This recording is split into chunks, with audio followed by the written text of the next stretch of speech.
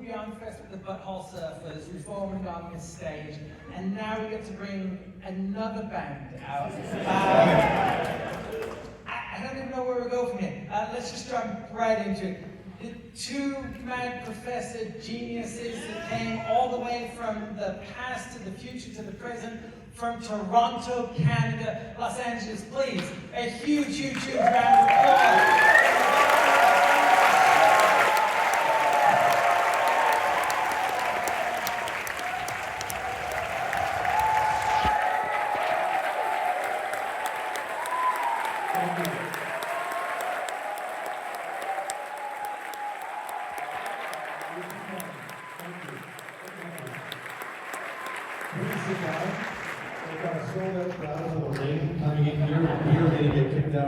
Really quick. And I know many of you believed the neon advertising that this was basically a speaking tour. And so we better get to the speaking quick, because a short answer, I'm going to be very quick, right to the point. Let me start by saying something. And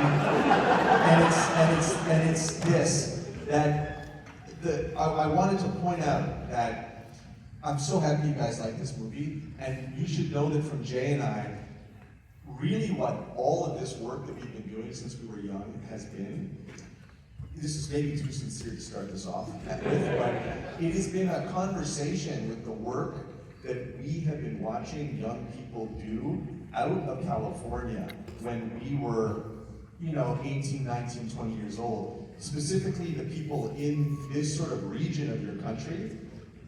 They were the people that gave us a sense that we could do something like this. Specifically like the early YouTubers. I'm thinking of people like Mega64.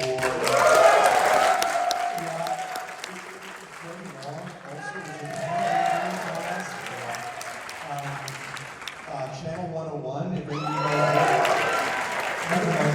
knows Michael. Like, you have no idea how much of an influence that work had on us, and really what we were doing from our tiny pocket in the world, really in another country, was just responding to what we saw as a movement of young people doing this. And so it is our heartfelt honor to be able to show this in Los Angeles to people who are from similar generations. All of this is basically just a reflection of the work that happens here. All of it, from us looking at American movies to seeing basically the way that you guys live your lives, which I know is invisible to you, but to us in Canada, it really is unbelievable. And so, anyway, thank you so much for doing what you do. Yeah.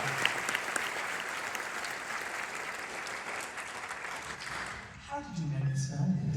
Well, you know the philosophical side of it now, why we did it. How we did it, whenever I talk to young filmmakers, specifically film students, I always say the same thing, which is, you just go and do it. I think there's a real fear around filmmaking and failure that people don't want to be embarrassed, especially people who are just starting their careers now, that there's a fear of even trying. And what Jay and I, and really Jared Rabb, who started this,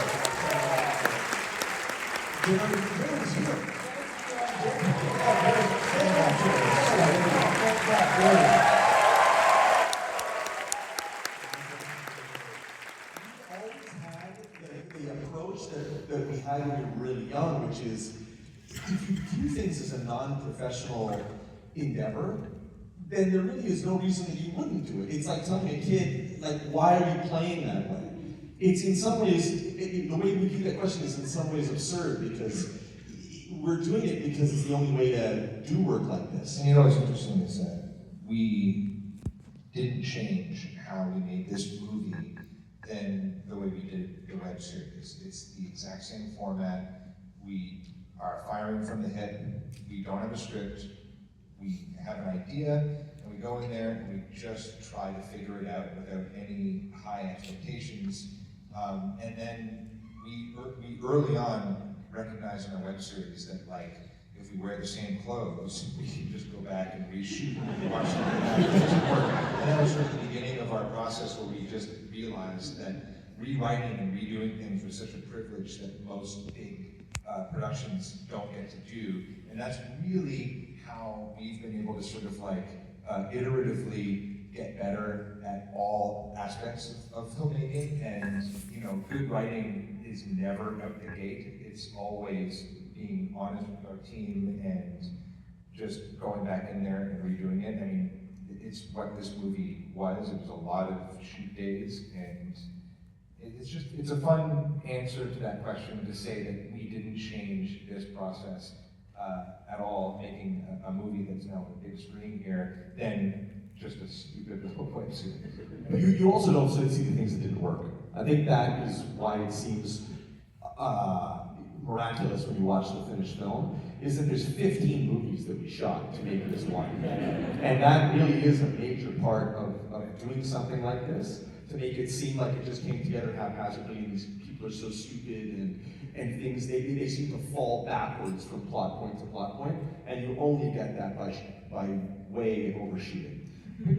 You said you didn't have a script, but you must have had the plot, like you knew where you would go? No, we always find that stuff backwards. I'll give you some amazing examples from this movie. We had the story. We did have, we worked really hard. Well, we knew what we wanted to have happen, but when that security guard lets us through the CN Tower and we get in with the pliers, we weren't expecting that. We didn't think that was going to happen. So the real security guard really let you in? He thought he was going to stop us because of the parachutes. And we thought it was gonna be like, you can't come in, and then we had a whole other thing shot where we go into the Sky Dome, and we had this whole other thing that we done. And then when he doesn't even mention the parachutes, and lets us in with the pliers, we're like, okay, I guess we're doing this now. And that is a microcosm, but it basically proves the rule. That would happen over and over and over again. And for every time that we would get lucky, we would get really unlucky with something else. So you're making the film almost with the premise of a choose your own adventure. Yes. Yes, and that happens in all kinds of micro ways. Like when I see that Brazilian girl and we decide, oh, we need to see her in 2 timelines. That was sort of happening on the fly, where we need to see this person twice, and for her, it needs to seem like it's 2 completely different timelines, but she's a real person. And so to make that happen organically in the real world, where in one version I'm covered in ropes and we're about to climb up the CN Tower, and the other we're just casually walking in and Susie and, oh, how do you get to the CN Tower? Like that kind of stuff only happens when you're doing it live and you don't know what's going to happen. And all of the people in the film, the French woman at the end, the guy in the store with the clippers. The only people, you can probably tell if you've seen our show, like you know when somebody's working with us. It's like my friends, the guys from BlackBerry, like those guys are obviously a part of it, and then Jay's band. That was all around as well, too. You're discovering and working out the story. Yeah, it's different. They were not in with us. But other than that, there's no actors. You can't do this kind of thing with actors. As any of you who've ever done this know, like as soon as you have somebody in on it, they're trying to be funny, or they're trying to create something for an audience that real people just don't do. So there's no, other than those people we just mentioned, there's no actors in the whole movie. What I want to say too is all that what we were just talking about. Like it's not just collecting and being opportunistic about like what we got and then just saying, okay, well this is what the story is now.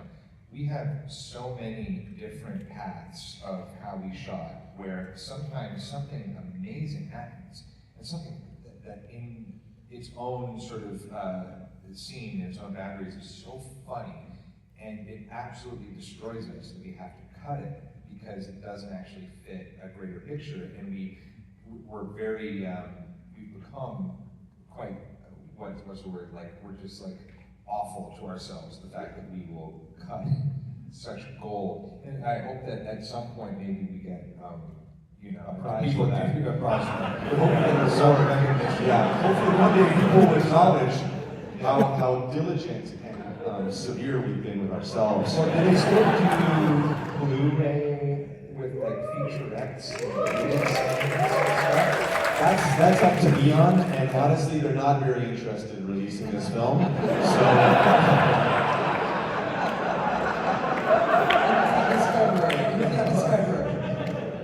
There's a lot there. You know what, let me ask you. I mean, I run into this all the time, obviously, because people constantly ask me, how did you do this, whatever. Do you really want to know the truth of all of this? But is there anybody out there who would really rather not know?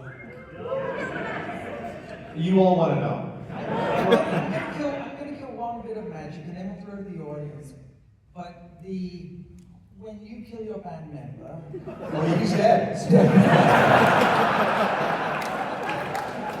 That one we're comfortable talking about. It was first degree murder, and Jay escaped by going back in time. I don't feel anything about it. That was scot-free. after you kill your band member, the footage with the police, the news conference, the helicopters. Yeah. Tell us about it. We had just finished shooting with Roz and Mocha, who were amazing, and they're our sort of local heroes on the radio that we got to shoot with. And, we were walking out of the building, and Grace, our producer, said, "Oh my God, there's all this commotion. There's a whole news team over at Drake's residence." And we're like, "Let's go!" We pulled up with our van, and we leaned out, and there was a police guy leading into our car, and he said, "What the hell are you doing here?" We're like, "Well, we're press." I said, "Oh yeah? Where's your credentials?" And I hear Jared in the back, "Independent press." "We're an independent press." "Oh, okay, well you can just go in there." Go right up, yeah, go right up in front, yeah. Okay. And so we started shooting with them, just kind of, we had just a run of the place. Nobody was questioning us, and I kept running up and down the street like a complete madman. You know, it was raising some eyebrows, but the moment they were about to maybe stop us, I would walk back calmly and smile at everybody. And so they were more confused than they were concerned. Praise Drake. There's a few questions right here, right in front. Yeah. Hi there. My name's Sean. Nice to meet you guys. Thanks so much for your movie. It was damn awesome. My question was, and I think I asked Gary, but he said to finish the film first. What was the hardest scene to film? What was the hardest scene to film? You said that we would know after watching it. I think I know. We each have different answers, but Oh, it's not obvious. It's not obvious at all. Yes. Jared must have been referring to like technically hard to shoot, which would have been that stuff in the CN Tower that was next to impossible to do. Because obviously we're relying on the camera of the person doing the tour, and we don't control him. Like that was insane. That was insane to set up. Like that was like literal magic. But for me, the absolute hardest thing was when I jumped off the streetcar onto that bus and onto the road. I know it doesn't look like much.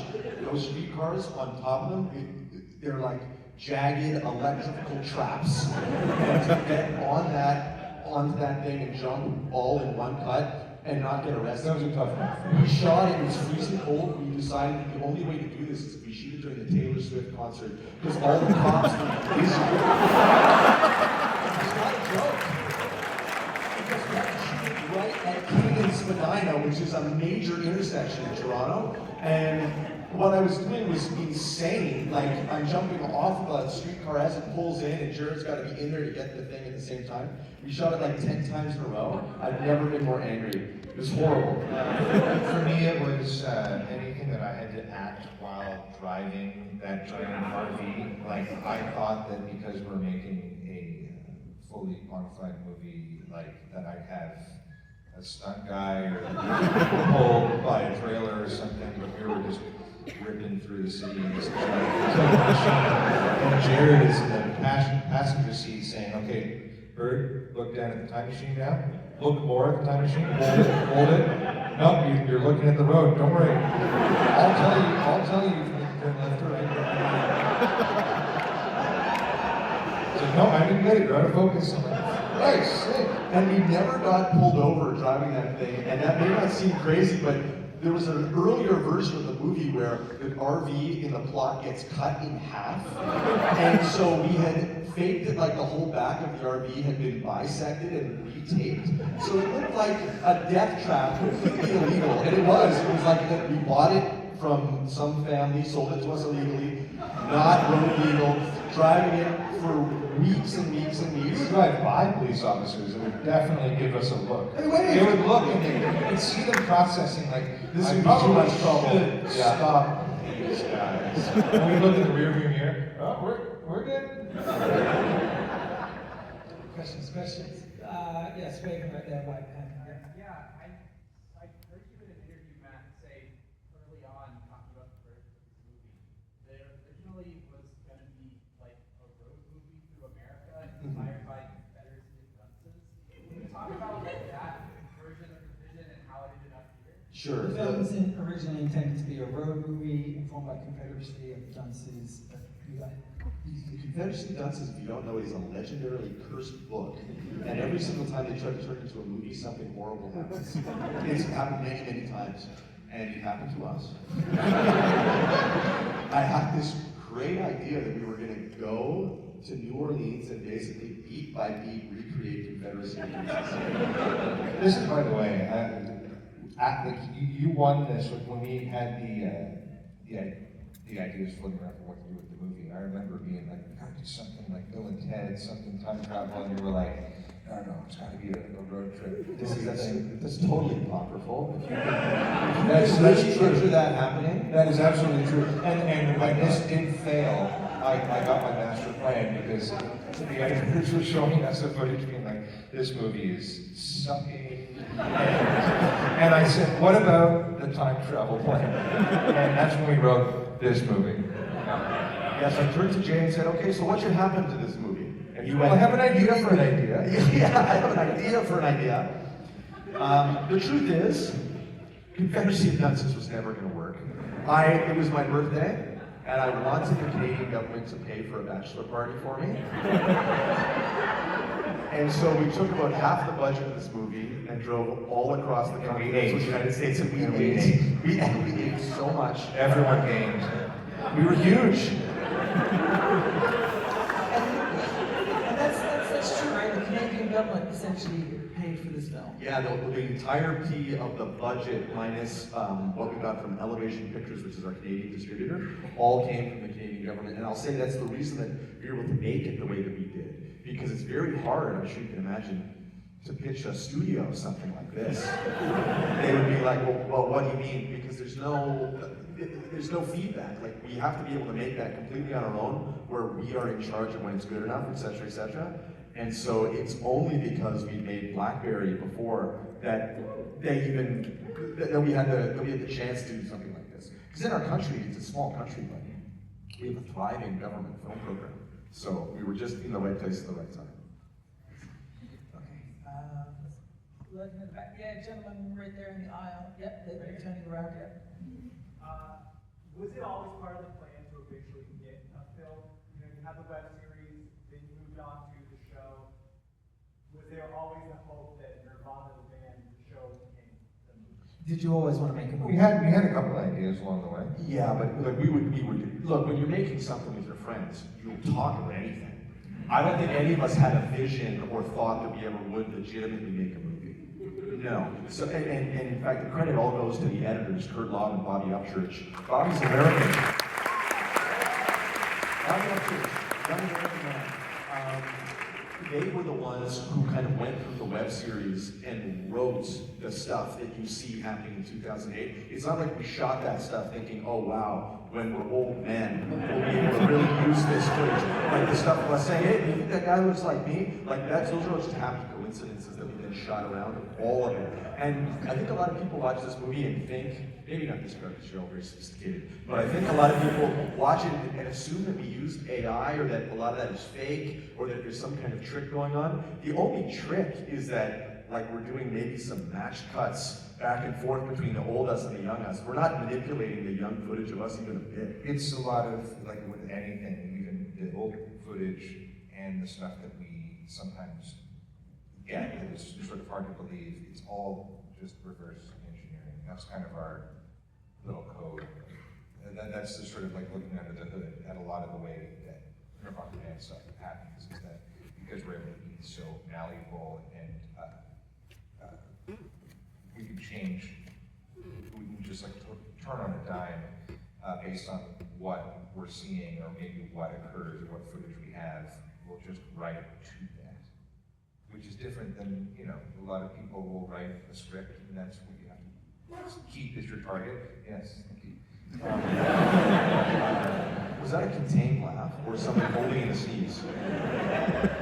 I think it was a sneeze. Then why would you thank them? Let's go to the next question. There's someone waving. Yes. At the back, towards the back. Yes, you're waving. No, sorry. You. Definitely not you, my God. How quickly after Blackberry was a success did you decide I have to make Nirvana? About 15 minutes. We were in Berlin. I had cornered our executive from Telefilm and I said, I want $10 million to make anything I want. I'm serious, that's what I said. But they talked me down from that, and then we got the budget for this movie. And look, I'm so thrilled that it happened because, yeah, Blackberry did. Because your career was drying up. Yeah, I was trying to. Everybody around that was like saying, like, I think you're. They were all saying, don't do it. I'll never forget. We gotta go big. We gotta go to Los Angeles. No, it was Glenn Glenn Howard here being like, you know what? I think the smartest move would be is a Nirvana the band movie to follow. It was the devil himself who showed up to say, no, make the Nirvana band movie. Glenn was at Berlin, and I said, I'm gonna make the Nirvana band movie. He looked at me, he's like, no. Don't do that. Why? That's like a huge step backwards. And I was like, I'll be okay. I'm happy that that's what the decision was. Do you guys want to? Yes, right there. Yeah. Hi, my name is Callie, and Hi, thank you Callie. for mentioning Channel 1. As the person who started it, Callie, congratulations. I wanted to ask just generally, from a story standpoint, will they ever get to play? Yeah, we get asked all the time. I would say every single time that we're in like a meeting with somebody brand new, they'll ask us that. Sisyphus ever get this now? You know, if you watch the web series, And it's over. I think when we were young, we mistakenly did have them get a show for the really. But it's sort of a little bit of a dreamlike. Yeah. It's Sort of retcon. But I think that the whole magic of this is that this is like, somebody used this metaphor earlier today with me. Was it you, Aiden? Said that it's always really bad when the dog catches the car. It's ugly. And you'd much rather see the dog chase the car forever. That's the Joker quote. Is that true? No. It was either Noah or Aiden who said it to me today. You stole that from the Joker. I'm like a dog chasing a car. I wouldn't know what to do. Oh yeah, I recognize it now. Yeah. Sure, right there. Yeah. From season 2 is one of the hardest to wrap my mind around. You talking about the literal hacker? Specifically when you reupdate the Gmail of the Wrigley. Uh-huh. That always kind of blew my brain. I'm wondering if you could give us, There may not be people who even understand what you're talking about. So I'll answer this quickly. In our TV show, there's an episode where we get a real hacker. Well, not really, he's a guy who works at Canada Computers. To go into the Rivoli, to hack into their system to get us an email. And he wore a pen cam. Why he did what we asked him to do, I will never know. That's not a joke. His name is Ned. He's one of the bravest young men we've ever met. And everything you're seeing with that guy is legitimately the only time we shot it. We didn't do a second take. You know what he's exactly like? He is exactly like the libertarian from Canadian Tire. He's one of these guys that you start talking to and they take you totally seriously and they never ask any questions. And me and Jay are just trying our best to then get the plot moving with them as fast as possible. So what you're watching is just legitimately what you saw him doing. Now we fucked around inside the Rivoli first, so like we'd set up a couple clues for him, but no, he's the real hero there. All right, who's up next? Yeah, right there. Yeah. How did you pull off the CN Tower jump and the cord from the CN Tower? How'd you pull up the CN Tower? This is cord? where What was the second part and the what? Cord. The CN Tower. Oh, I don't know how much we should be legally. that. I'll say this. I'll answer that broadly. The CN Tower did not know we were doing that. And they were one of the few places, I shouldn't say one of the few, like we never ever wind up asking people if we can do the things that we're doing. And so doing that was extremely complicated without their participation. And so once the movie's in release, we will be able to talk about how that happened. Until then, we're trying to protect our brilliant distributor, Neon, by not divulging what took place those fateful days. But I will tell you that is exactly what it looks like when you're at the top of the scene. That is literally exactly what it's like. Like at the very, very top. Oh, it's a thrill. It's quite a thrill. It's the tallest freestanding structure in the world. Are Neon employees about to get sued? Neon doesn't have anything to worry about as long as they keep their mouth shut. I'll say this. The Canadian government's not coming after Neon. Like, Neon's gonna be okay. No, never. Are you kidding me? If NASA didn't sue us, I think they're going to be completely fine. Okay, Yes. We have time for two more later. Yeah.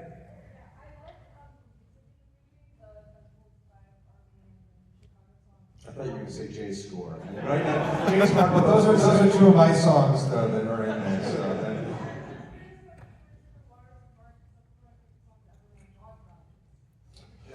this is a wonderful. Also, I'll repeat this question so we can hear it. Sure. It's about the last song where we use that Suzanne McCarrol cover of Waters of March. If you've seen, many of you probably have, because I find a lot of people in the entertainment industry really like this documentary. When Jay and I were young, we both really loved that documentary about Jerry Seinfeld called Comedian. And we really bonded over it in a major way. We were like, oh my God. And in fact, if you've seen it, you'll see a lot of the aesthetic of how that documentary is shot. He was very influential on us. And if you go back and watch it, you'll see we literally ripped off the closing credits of that movie verbatim, exactly the same. I did exactly what that documentary did. Oh, wait, it's different, but it's the same cue used in a similar way, and it works. Yeah, and as soon as it went in there, all of a sudden it was everybody, all of us on our creative team saw that song with the ending that was already sort of in its fine cut, and that song got on there, and we just had a warm hug, pretty much, of just like, that's it, that's our ending.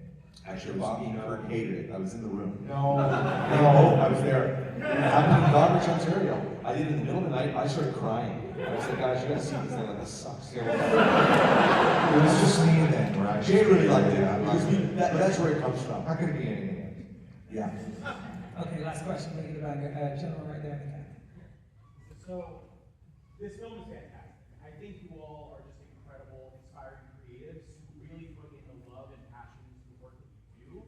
And really, I can't thank you guys enough for making something like this, because it's just incredible. Like, the laughs were all that and then some. But what I have to ask you is that in all of the years making this project about the band, leading up to now, introducing this to a new generation, especially when it releases worldwide, how does it feel to you guys making something all together for all this time, releasing it to like a whole new chapter of people? Like, how does that feel to you guys?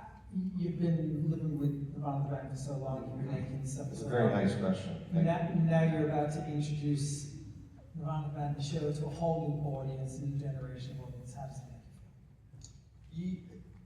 For me, it's very hard to talk about, not because it's emotional, but because I think Jay and I, the victory with this show was when we were very young, and we realized that people our age just kind of got the code of it.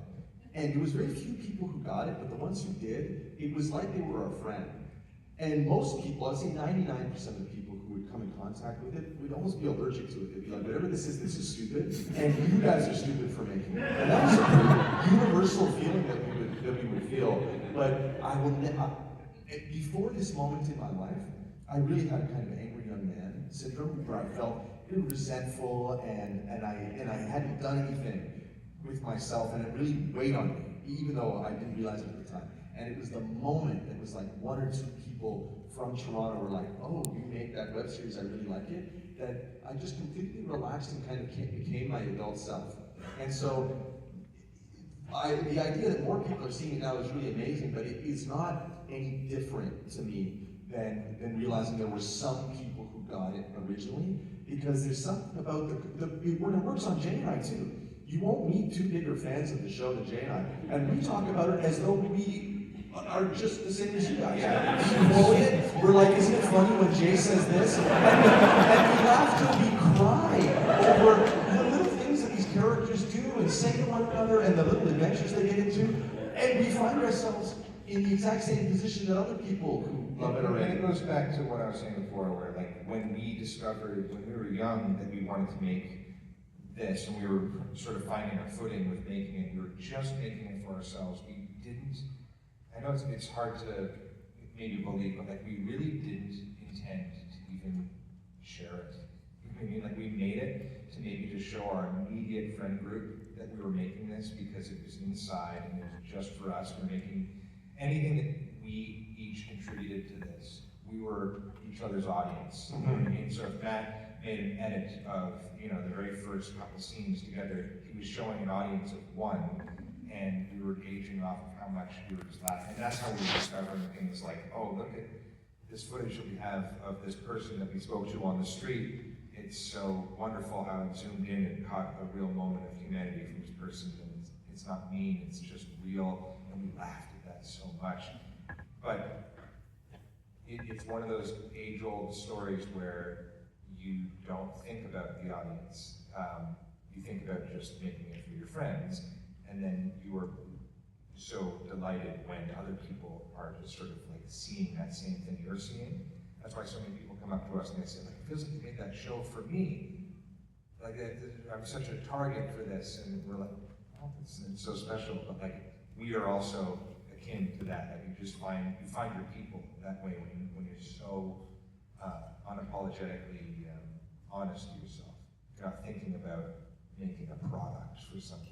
It's unlike any other project I've been involved in that sense. It's just so insular and personal. There's a great metaphor from a class I took when I was in film school. It was at my university, we had to take science classes that were like just general science, and the class I took was this introduction to the history of science. And the major thing I remember from this class is, and this may be totally wrong, it might be like no longer settled science, but it was about the evolution from Neanderthals to Cro-Magnon man had to do with the fact that Cro-Magnons could speak in code. And because they could speak in code, they could speak in front of other people, and nobody would know what they were saying except for the few who knew this code. And I've always thought about that with all the work that we do, that somehow it's like it's creating a code that certain people can hear. And if you can hear it, then it's like you hold on to it for dear life. And so the idea that more people will be able to be brought into that is so gratifying, but it's also very humbling, and I don't claim that Jay or I are even in control of it. Like, we are fans in the same way that you are, and we make this stuff not because we have some kind of authorial vision for it, but because we want to see these adventures occur for the kids that live inside us. So, thank you so much for being a part of that. It's truly good.